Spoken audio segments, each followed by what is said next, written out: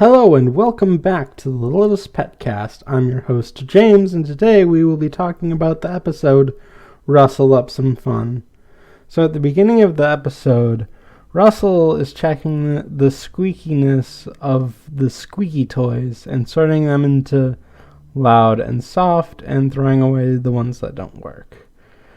Meanwhile, Pepper is entertaining everyone else with a fake arrow through the head gag, which, they're pets, so I guess it's new to them, but it's still charming in its own right.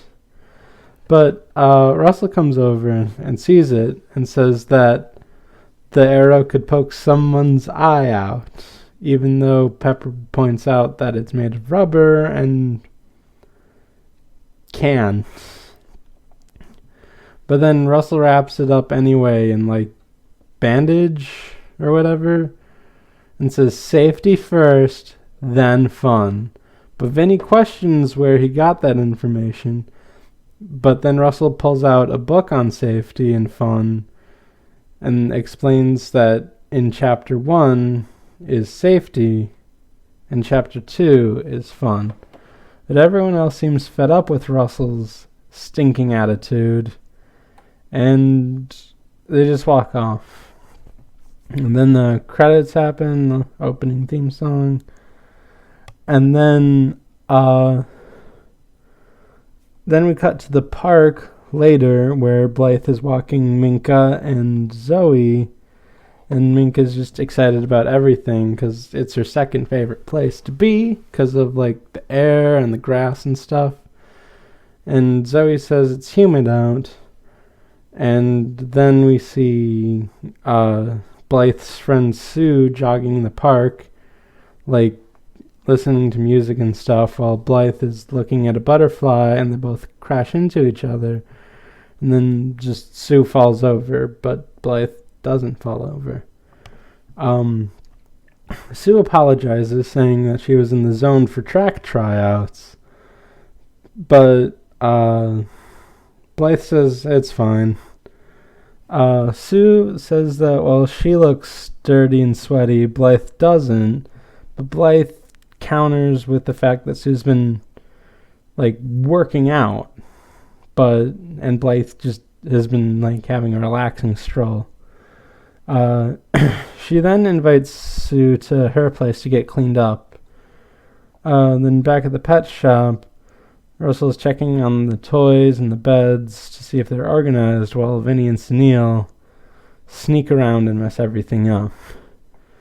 And when they get to the beds, Russell says that organized beds ensure quality nap time. That's my motto. Then he thinks to himself and says, yeah, I think I need a better motto than that. And then Russell sees Sunil stick a drool-drenched octopus toy into the tennis ball bucket.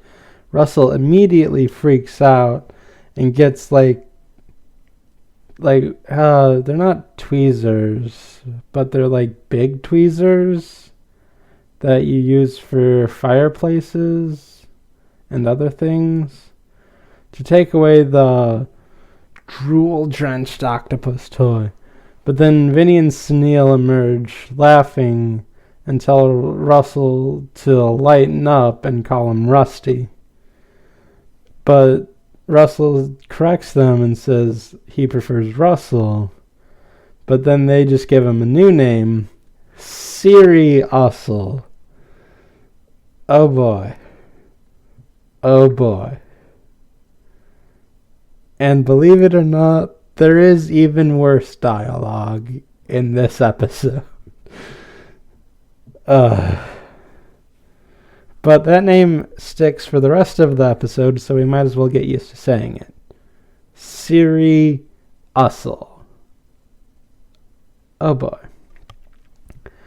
But after this, Russell gets mad like anyone should, because it's not a great It's not a great pun, even though I'm laughing at it. I'm laughing at the fact that I just realized this, but hey, that's what happens when you talk these things through and take things a little seriously. Okay, I'm sorry. I could not resist. I am a puns man by trade. And, that was just there. How could I resist? But anyway, in Blythe's apartment, Blythe compliments Sue on how Blythe's clothes look on her. And Sue takes that compliment and runs in a very different direction with it, saying that she wishes she was more like Blythe, which begins the downward spiral of this episode. Sue compliments Blythe more by saying she's smart, she's arty, she's funny. But Blythe says Sue's cool too, but Sue ignores Blythe and asks personality questions like, what's your favorite color? Who's your favorite author? Favorite food, I think, was one of them. But there is one other one I remembered. And it's whether Blythe prefers Edward or Jacob. Yep, we're at the twilight portion of a young girl's life. Or maybe not, because I want to point out that in later episodes they use a Twilight parody. So maybe they're actual boys? And Sue's just getting Blythe's opinion on which one's hunkier to see which one she wants to date. Who knows? Maybe it is about Twilight, and then a new thing comes to compete with Twilight later. I don't know.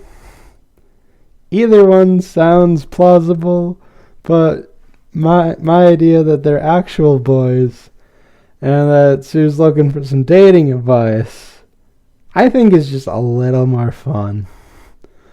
But while Sue is questioning Blythe on all of these, Blythe is starting to freak out about this new attention she's getting from Sue, because she's not liking it. I don't think anyone would, unless they were very narcissistic, but Blythe isn't very narcissistic. So, back in the pet shop, Russell is checking his checklist and then double checks it. And then Pennyling asks Russell if he's double checking his checklist. And Russell says, you know it. Or, no, he says, I just finished it. Either way, Russell then asks Pennyling if he can say something off the record. But then Pennyling says, there's a record? And then they just pause for a minute. And then it's just a little awkward pause. But then Russell just forgoes the whole notion of a record and just asks Pennyling straight out if Russell is too serious. And Pennyling is kind of nervous to answer at first, and then Russell lists some other adjectives about that could describe him. But then Pennyling says, maybe serious is the best way to describe you. She then points out that at Minka's birthday party, Russell sprayed an entire canister of fire extinguisher for birthday candles. And then Russell is adamant that the candles were a fire hazard, citing a specific code about it. But Pennyling says that they appreciate how Russell keeps things safe and organized for everyone, but it won't hurt him to relax every once in a while. Russell leans on a block to prove that he can relax, but the box falls and then Russell falls with. And anyway, at school, Jasper says it's Taco Tuesday, which he's excited for because there's tacos. And come on, who doesn't like a good taco? But anyway, Blythe Slythe? Slyther, no Slything. Excuse me. Sue walks in wearing Blythe's clothes and then flatters Blythe by saying she's right all the time and asks if she can keep wearing the clothes a while longer. I mean, keep the whatever. If she can keep the clothes a while longer. Blythe says that she can keep them as long as, and then Sue joins in with "you like." And then Sue starts to finish another sentence. And then Blythe says, "I noticed that you're finishing my," and then Sue joins in with sentences. And you can see Blythe getting nervous about this, because this is really weird. Slythe, when I said Slythe earlier, that's pretty much how Sue feels like she wants to be. Back at the pet shop, the pets are introduced to a new day camper for today, a pig named Mary Frances, and all the other pets surround them excitedly, but then Mrs. Twombly says, "Don't try to hog Mary Frances," and then laughs at her own little pun. Russell then comes in, calms down everyone, and tries to inform Mary Frances about the pet shop, but because of Mary Frances's name, Russell thinks that Mary Frances is a she, but Mary Frances is in fact a he. And he explains that his owners wanted a girl, but they didn't get a girl, so whatever. And then, Mary Frances confronts Russell, saying, "You got a problem with that?" Russell explains, no, and explains that Mary Frances is clearly a man by pointing out all of his manly appeal, and with some help from Zoe and Penny, it works. Mary, now appeased, asks about feeding time, and then Russell says that soon. But first, Russell wants Mary to answer some questions about him to get to know him better, to see his interests and stuff. Okay, so back at school, Blythe is getting lunch, and then Sue's following right behind her, getting what Blythe is getting. And then in the lunch line, Sue asks Blythe how to be perfect like her. Blythe says she's not perfect, but then Sue comes back with, "Yes, you are. Even the way you put gravy on your mashed potatoes is perfect." I will say, Blythe did put her gravy in the shape of a heart on her mashed potatoes, which is impressive. It is impressive. But then, oh goodness, we're getting into a bad dialogue. Blythe shrugs it off by saying, I don't want to say it. It's so bad, but she says, "So I like tidy mashies."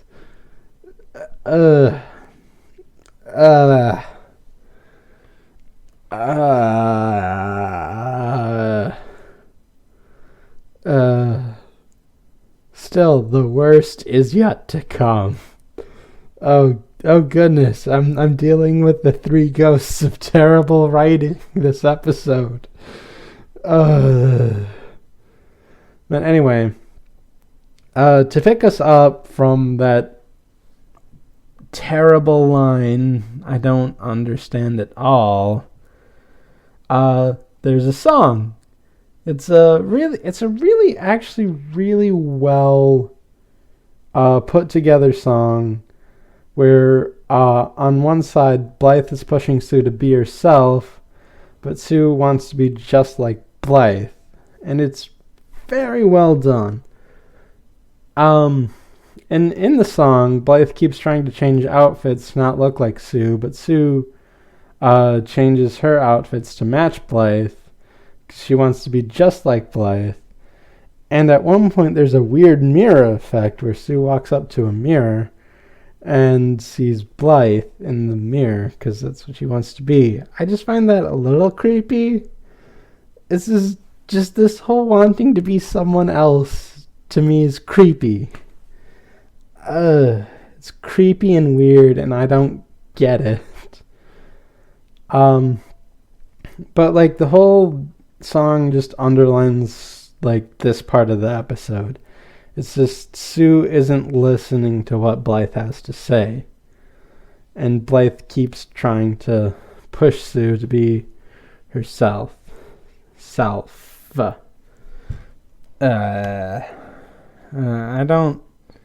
I need to start recording these earlier. My tongue is just on like permanent twist mode right now. Whatever. When the song finishes, we go back to the pet shop and see Russell checking his checklist. And then Pepper, Zoe, Vinny, and Minka come up. And they're just as flamenco dancers, I think, with all the girls specifically dressed as Carmen frickin' Miranda. I never get tired of Homestar Runner pun references. For future reference, this is the last time I'm going to say it. But I love me some Homestar Runner. And they tell him to lighten up and let his hair down. And Russell says that he can't, which, this is an interesting thing I want to point out. Like, he's a hedgehog. If he actually let his hair down, he would die. Because he's a hedgehog. And his hair contains pins that protect him from predators. This is why Sonic jumps into enemies in a spin. Because he's spiny. And this is when he runs into them, he's getting his not spiny parts touched. So this is a very, very interesting parallel they've kind of made. I don't know. They don't go into it as much as I've been going into it. But, whatever. So, after they all start dancing some more, Russell vows to have so much fun that they can't handle it just after he tidies a pillow on the chair. Because it'll be the last time he'll get to tidy something and he wants to, make it memorable, I guess. So later, after school, Blythe walks in and sees Russell wearing a Hawaiian shirt. And then she realizes that she just saw Russell in a Hawaiian shirt and then backs up with truck noises to ask what's going on.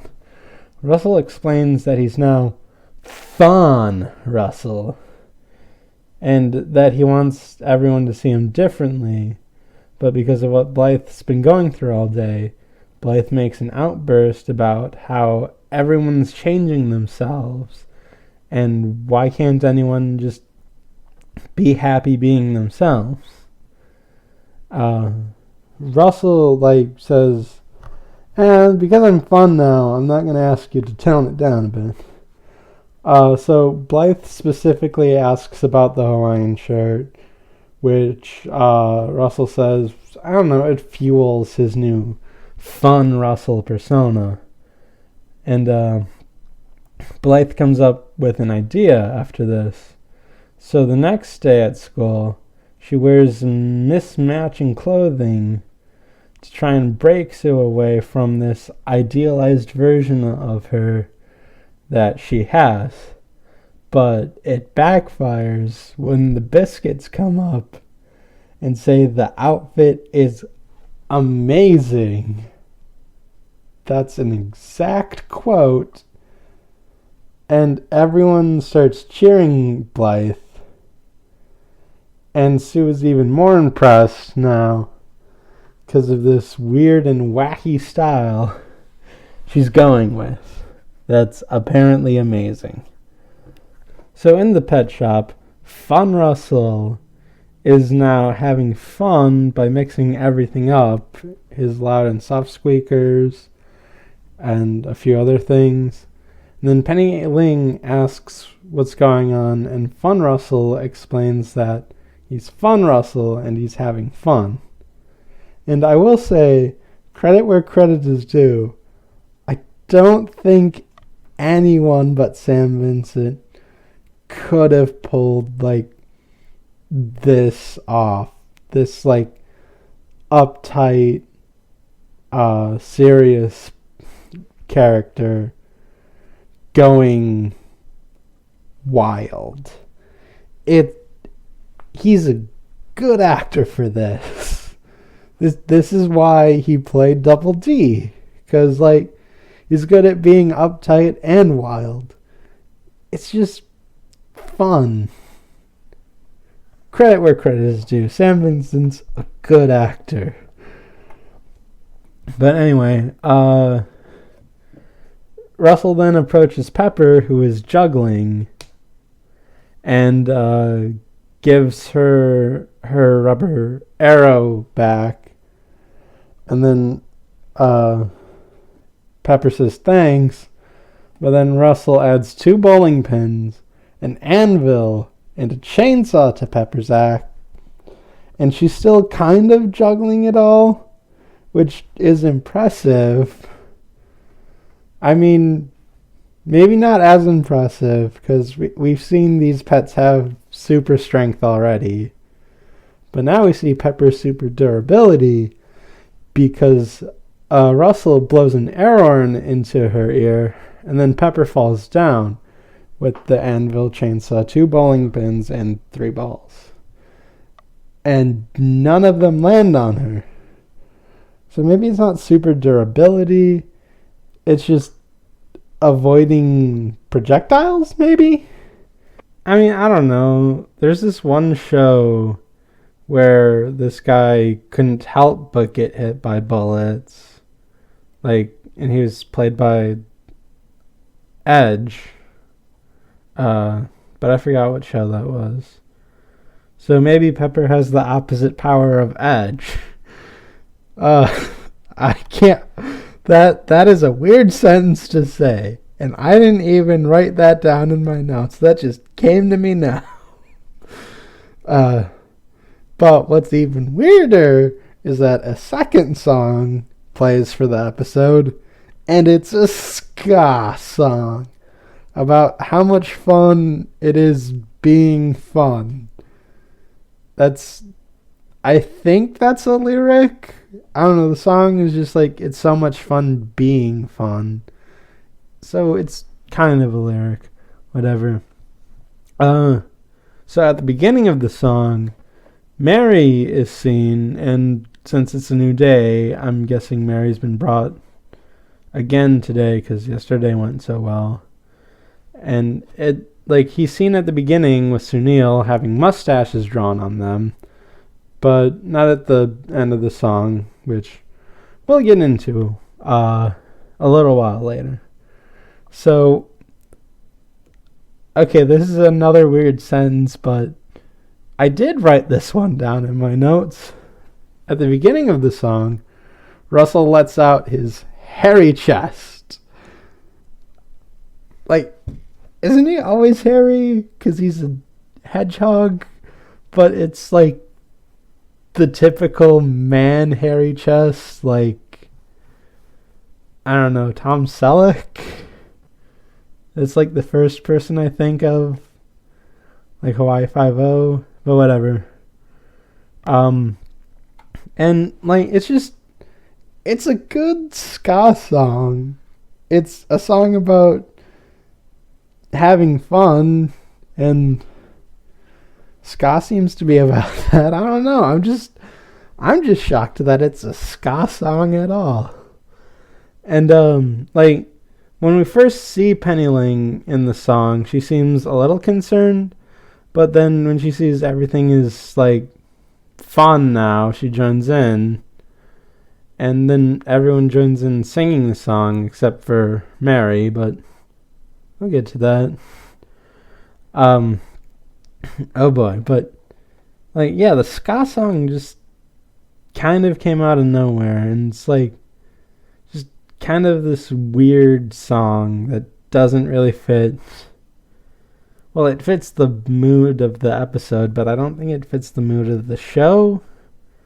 I don't know, this is what I mean. Like, they have a bunch of different songs of different genres in this show that just are weird. But whatever. So at school, Blythe purposely comes in late to class to destroy her reputation, get in trouble, and have her first ever tardy. So in class, we see Sue has already changed into Blythe's horrid outfit.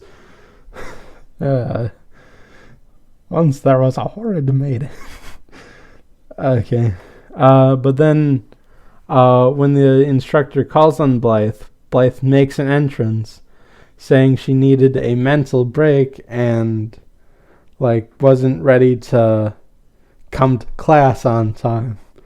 But then the teacher agrees and has all of the class take a mental break because he thinks it's a good idea, which to be fair probably is, because being a kid is stressful. Like, even if you think kids are just little demons, it's still stressful because, like, you don't know anything about the world and you're still growing and you don't understand things. And, but Blythe doesn't seem to comprehend that because she just wanted to get in trouble. But instead, she gave the teacher a great idea and they take a break for class. And Sue's like, thumbs up. And Blythe's like, So, then back at the pet shop quickly, all of the pets are being wild and crazy while Mary is annoyed and wants peace and quiet, which is why he didn't join in with the rest of It's So Much Fun Being Fun. Anyway, so back at school, Blythe finds Jasper and young me and complains about how Sue's copying her, but Sue overhears everything and gets upset and runs off. But then Blythe sees a track poster and has an idea for how she can break Sue out of her cycle. Back in the pet shop, Russell is dancing in like a caveman onesie and a Viking helmet, but the other pets rush in with a problem. Mary Frances is missing because he was annoyed with all of them having fun and he just wanted peace and quiet and food. Penny leads the charge to get Siriusel back, but then we get the worst line in this episode. There is no Siriusel in this his house. Which, I don't even know what to say to that. That stopped being cool long before the show even debuted, let alone when this episode aired. Although they're pets and might not get it, but criminally, this is terrible. Which, I don't know. Saying that line should be a crime in Italy. I don't know. I thought that's where crime in Italy came from, but it's just a corruption of criminy. But whatever. So back at school, Sue is stretching for track tryouts, and Blythe walks up to Sue, who's also signed up, to try to begin her ruse by saying, "Oh, I'm so perfect. Just look at what I'm about to do." But then Sue said that she heard what Blythe said to Jasper and young me, and she gets it. And Sue says that she was so focused on trying to be like Blythe, but what she really needed to do was that she needed to work on herself. But Blythe, being the good friend that she is, says that Sue is already great just the way she is. And they make up. So Blythe tries to leave track tryouts, but the coach still makes Blythe try out. So the pets rush again to get Russell back, but Russell thinks that they just want someone to make fun of again. But it's not like that, and Penny Lynn cries to get Russell back. So Russell, after seeing that, goes into full Russell mode and gets everyone organized into search parties to find Mary Frances. And after everyone's given their assignment, Penny Lynn says it's nice to have Russell back, and Russell says it's good to be back. And now, here's where I'm getting confused. Do they want me to ship a hedgehog and a panda? And do I ship a hedgehog and a panda? Are they succeeding in their goal? I don't know. I just noticed this time around. But it's weird. There's Russell confides in Penny, and Penny's like, yes, you're kind of serious, but it's a good thing. And it's just this back and forth is just kind of weird. And then on top of, well, not weird, but it's they're close, but they're friends, and they spend all day together just hanging out and stuff. But I don't know, there's a later episode that goes into this a little further in a different way. I don't know. Do they want me to think that this is happening? Do they want me to see their chemistry? Because I think I might be seeing it, and as the filthy shipper I am, I think I might be okay with it. I don't know. This is weird. So, back at the track, Blythe attempts to run, but trips on her shoelaces and lands headfirst into the sand, at least, and not onto the pavement. But then Sue runs and sets a school record and makes varsity. And now I'm confused again, because I don't remember if middle school has varsity, and if they don't have varsity, how are these characters in high school? It's just weird either way. So I'm just going to blow past that for now. So Blythe congratulates Sue and says that she's perfect. And Sue's like, yeah, you're right. Because, this is great. And then Sue gets carried off by the rest of the track team, presumably. Deservingly so, because she set a school record at a tryout. That means she could probably break records, because they're practicing and competing later, which gets the adrenaline pumped up more. So, back at the pet shop, Russell finds Mary under the table, with a stack of food. And then after Mary returns home with his owner, the pets cheer for the return of Russell, and they just say yay Russell and stuff, but then immediately put on the rubber arrowheads to annoy him a little. But it's all in good fun. Blythe walks into the Littlest Pet Shop and asks why Russell lost his Hawaiian shirt. Russell said that it wasn't his style, and he just decided that it's better to be Russell.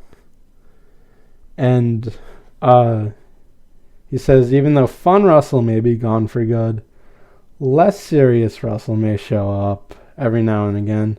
And then he puts a rubber arrow on his head as well, ending the episode. So all in all, this is a good episode, good message, 2 good songs, one of them ska. I don't know. I'm not doing this podcast because I think all of the episodes are bad. I'm doing this because I think all of the episodes are weird in some capacity. And this episode certainly showed its weird stripes with the ska song and terrible dialogue choices and a bunch of other stuff. But I don't know. There's heart in this show. There's a good message about being yourself. This is a lot better of a kids show than some things. Do I need to go into my Bratz rant again? I hope not. But in all honesty, you could do a lot worse for kids shows, and this episode proves it, even with all of the weird things. So that is it for this episode of Littlest PetCast. Be sure to leave your reviews on Apple Podcast and Shout Engine. And I don't know if I happen to put this up on a different RSS feed or whatever. Leave something there as well. So join us next time for the next episode, Blythe's Crush. And this is going to be a good one. Later.